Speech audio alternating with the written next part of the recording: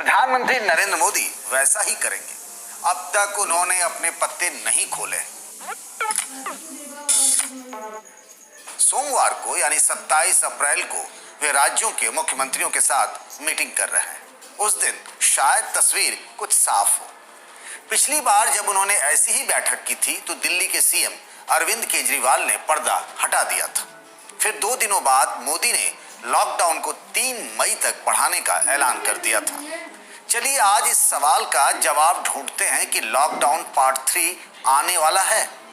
Corona को लेकर जो आंकड़े आ रहे हैं वो राहत की बात है, लेकिन खतरा अभी टला नहीं है। एक बात को अपने मन में बैठा लीजिए, कोरोना के खिलाफ लड़ाई लंबी चलेगी। इसके लिए हमें तैयार रहना चाहिए। छोटी सी चूक से सब गड़बड़ हो सकता है। पहले तो आप ये जान लीजिए कि कोरोना से बचने के लिए लॉकडाउन बेहद जरूरी है या नहीं। जो ये कहते हैं कि लॉकडाउन से कुछ नहीं होता, वे आपसे झूठ बोल रहे हैं।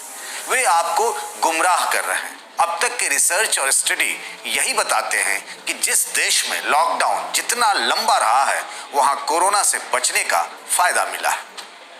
इटली तबाह हो चुका है। वहां 57 दिनों का लॉकडाउन था तो रिकवरी रेट 29% रहा। रिकवरी रेट का मतलब भी समझ लीजिए। कोरोना के जितने मरीज हैं उसमें से कितने स्वस्थ हुए, इसे रिकवरी रेट के आंकड़े से समझा जा सकता है। चीन के वुहान में सबसे लंबा यानी 77 दिनों का लॉकडाउन रहा। वहां रिकवरी रेट रही 93%। स्पेन में 57 दिन के लॉकडाउन पर 41% की रिकवरी रेट रही। फ्रांस में लॉकडाउन 56 दिनों का था तो रिकवरी रेट रहा 25%, जबकि अपने यहाँ यानी भारत में 40 दिनों का लॉकडाउन घोषित किया गया है और रिकवरी रेट है 20%। जब 24 तारीख की आधी रात से भारत में लॉकडाउन लागू हुआ तब कोरोना के 500 केस थे और 10 लोगों की मौत हो चुकी थी। ठीक 1 महीने बाद अब जब 24,000 केस हो चुके हैं, जबकि करीब 750 लोगों की जान जा चुकी है, धीरे धीरे बड़े शहरों और महानगरों से निकलकर वायरस अब देश के कस्बों और छोटे छोटे शहरों तक पहुंचने लगा। ये ट्रेंड खतरनाक है। थोड़ी सी छूट मिलते ही लोग बाजार पहुंच जाते हैं, मंडी में मेला लग जाता है।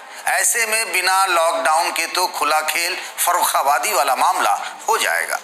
केंद्र सरकार के आंकड़ों के मुताबिक सबसे अधिक केस महाराष्ट्र में है, 6000 के आसपास। इसके बाद गुजरात में पिछले हफ्ते भर में काफी नए केस आए, जिससे ये राज्य लिस्ट में अब दूसरे नंबर पर पहुंच गया है। दिल्ली तीसरे और राजस्थान चौथे नंबर पर है। एमपी में इंदौर और भोपाल का हाल किसी से छिपा नहीं है। यूपी के आगरा में भी हालात खराब है। देश भर में जो भी हॉटस्पॉट बने हैं वहां तो कम से कम लॉकडाउन नहीं खुलने वाला है। इसे अभी से आप लिख कर रख लीजिए। बार बार ये कहा जाता है कि भारत में टेस्ट बहुत कम हो रहे हैं, इसलिए नए केस बढ़ने के रेट दूसरे देशों के मुकाबले कम दिख रहे हैं। केंद्र सरकार ऐसा नहीं मानती। टेस्ट और कोरोना मरीज का क्या कोई सीधा रिलेशन है? अब इसे मध्य प्रदेश और तमिलनाडु के आंकड़ों से समझिए। दोनों राज्यों में केस की संख्या 1700 के आसपास है। एमपी में 10 लाख पर 350 सैंपल की जांच हो रही है, वहीं तमिलनाडु में 10 लाख पर ठीक दोगुना यानी 700 के करीब। फिर भी एमपी में जांच कम होने पर भी केस अधिक है। ये कहा जा रहा है कि भारत में कोरोना मरीजों की संख्या अब 10 दिनों में डबल यानी दोगुनी हो रही है। पहले 4 दिनों में ही ऐसा हो जाता था।